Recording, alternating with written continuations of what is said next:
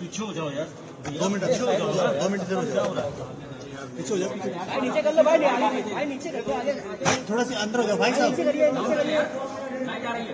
थोड़ा अंदर हो जाओ ना आप, 1 मिनट रुक जाओ ना, 2 मिनट के लिए रुक जाओ।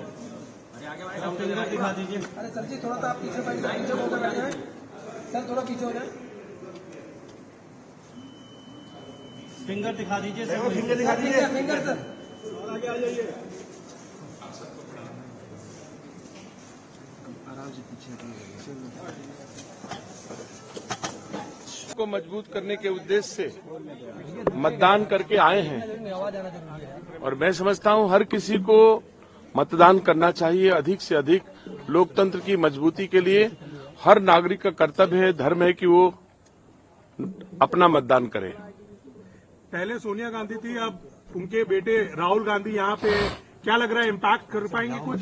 और क्या आपको लग रहा है कि भाजपा यहाँ पे इस बार वो जो पिछली बार की जो कसर थी वो पूरी कर पाएगी, जीत हासिल करेगी?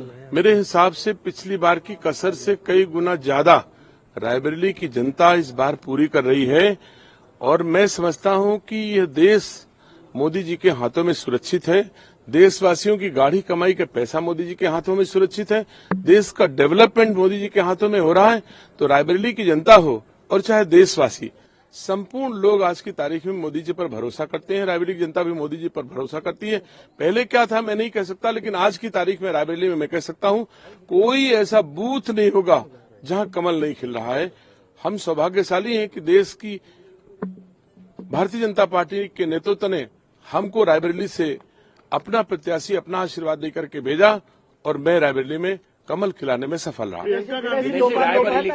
दोपहर तक राहुल गांधी भी आ जाएंगे रायबरेली, ऐसा बताया जा रहा, खबर आ रही है। बिल्कुल, राहुल गांधी अमेठी भी आ गए थे, राहुल गांधी वायनाड भी आ गए थे और रायबरेली भी आ जाएंगे। जैसा आप कहते हैं, अमेठी से भी चले गए, वायनाड से भी चले गए और रायबरेली से भी चले जाएंगे, ये भी सत्य है।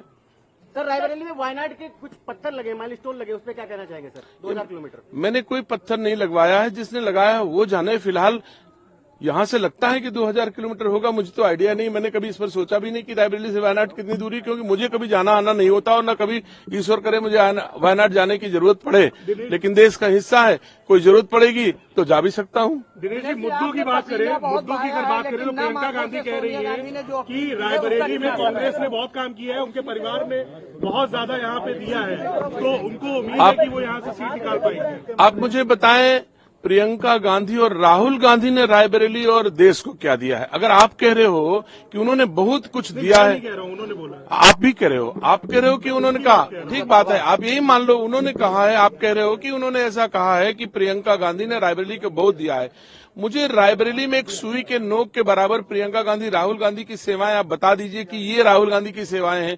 और मैं कहता हूं मोदी जी और दिनेश सिंह की सेवाएं, एक गांव नहीं बचा जिसमें अगर मेरी सेवा का निशान 988 इस जनपद में गांव है, एक भी गांव में मेरी सेवा के निशान न हो तो हम राजनीति से संन्यास ले लेंगे।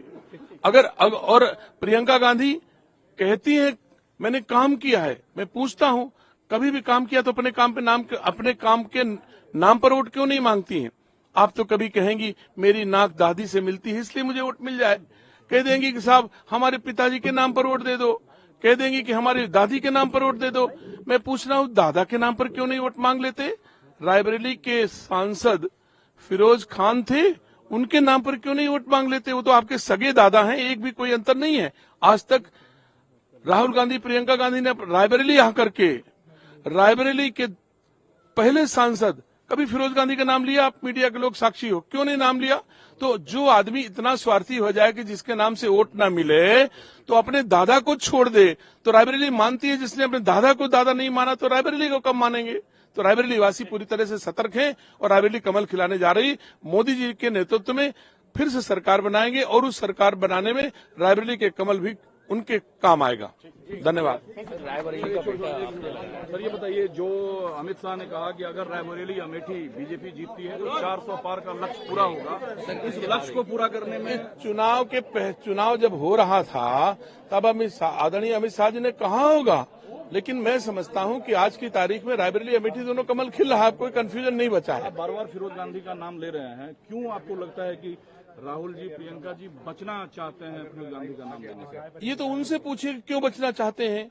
अगर इसमें कोई संदेह हो कि राहुल गांधी जी के दादा का नाम फिरोज खान था, जो रायबरेली के पहले सांसद थे, तो उन्होंने आज तक रायबरेली में आकर के अपने दादा का नाम क्यों नहीं लिया, और दादी का नाम, नेहरू जी का नाम, पिताजी का नाम, सबका नाम ले रहे हैं, तो बीच में उनको क्यों छोड़ दे रहे हैं।